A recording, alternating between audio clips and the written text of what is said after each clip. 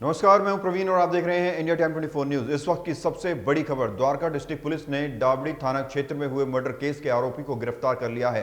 आपको याद होगा 15 अक्टूबर को महावीर एन्क्लेव इलाके में अफरोज आलम नाम के शख्स की गोली मारकर हत्या कर दी गई थी। इसके बाद काफी हंगामा भी हुआ, हमने लगातार आपको इसकी खबरें दिखाई थी। लेकिन कल सुबह 5 बजे द्वारका डिस्ट्रिक्ट पुलिस ने दादादेव हॉस्पिटल के पास से आरोपी सोहेल को गिरफ्तार कर लिया। आरोपी ने पुलिस पर फायरिंग भी की। इस दौरान पुलिस की जवाबी कार्रवाई में सोहेल के पैर पर गोली लगी। देखिए द्वारका डिस्ट्रिक्ट के डीसीपी शंकर चौधरी ने क्या कहा। द्वारका जिला पुलिस की जो 2 टीम है, नारकोटिक्स टीम और स्पेशल स्टाफ की टीम ने बहुत अच्छा काम किया है। कुछ दिन पहले 15 तारीख को एक युवक की मौत हो गई थी, उसकी हत्या कर दी गई थी। उसका नाम अफरोज आलम था। मैं इसके परिवार से मिलकर आया था और मैंने इनको आश्वासन दिया था कि हम इसको जल्द ही पकड़ेंगे। अफरोज का मैं डिटेल बता दूं, ये 30 साल का नवयुवक था। इसके पिताजी का नाम इदरिस है और इसी के घर के आगे 2 लड़के आते हैं एक स्कूटी पे और कुछ बहस होती है और फिर इसे गोली मार दी जाती है। ये सूचना मिलते ही हम लोग सब कोई मौके पे पहुंचे और उसी दिन के बाद हमने एक कोऑर्डिनेटेड टीम की एफर्ट बनाई, स्ट्रैटेजी बनाई और इसके जो लोग थे वो आइडेंटिफाइड थे मगर वो भाग चुके थे। और जो हमें ज्ञात हुआ कि उसमें से एक लड़का सोहेल जिसने गोली मारी थी,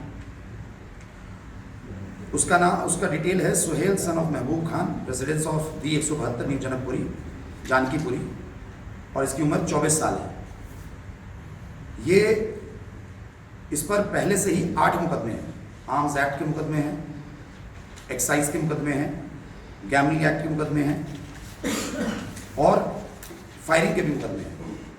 तो हमें ये मालूम था कि ये कुख्यात अपराधी है।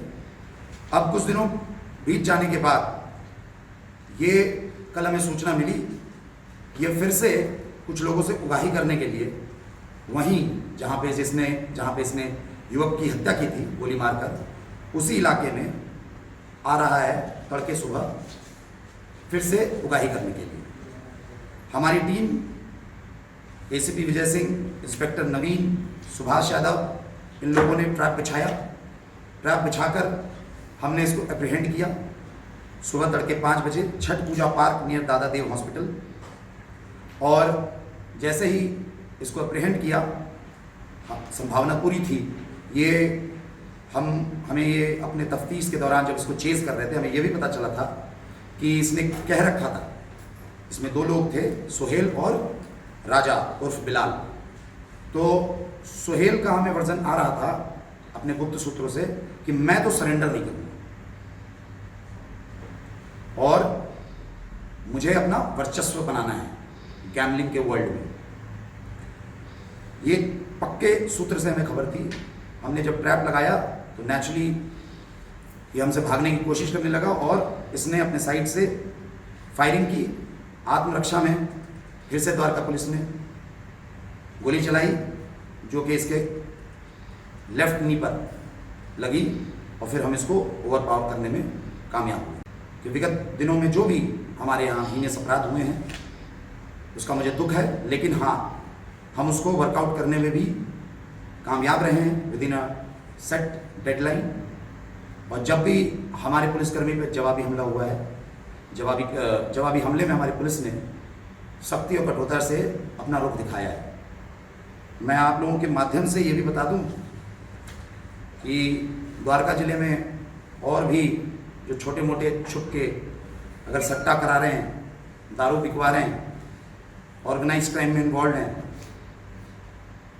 तो मैं आपके माध्यम से और इस प्लेटफॉर्म से क्लियर कर दूं कि द्वारका जिले में वर्चस्व सिर्फ कानून का होगा, ना पुलिस का ना क्रिमिनल्स का। वर्चस्व कानून का होगा, उसको करवाएगी दिल्ली पुलिस, द्वारका पुलिस।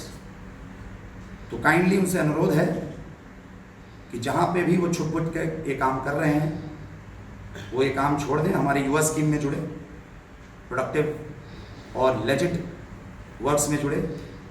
अन्यथा उनके खिलाफ भी ऐसे ही सख्त और कठोर कदम लिए जाएंगे। द्वारका डिस्ट्रिक्ट पुलिस के डीसीपी शंकर चौधरी ने साफ शब्दों में कहा है कि अपराधियों या तो सुधर जाओ या फिर अंजाम अच्छा नहीं होगा। इस खबर में फिलहाल इतना ही।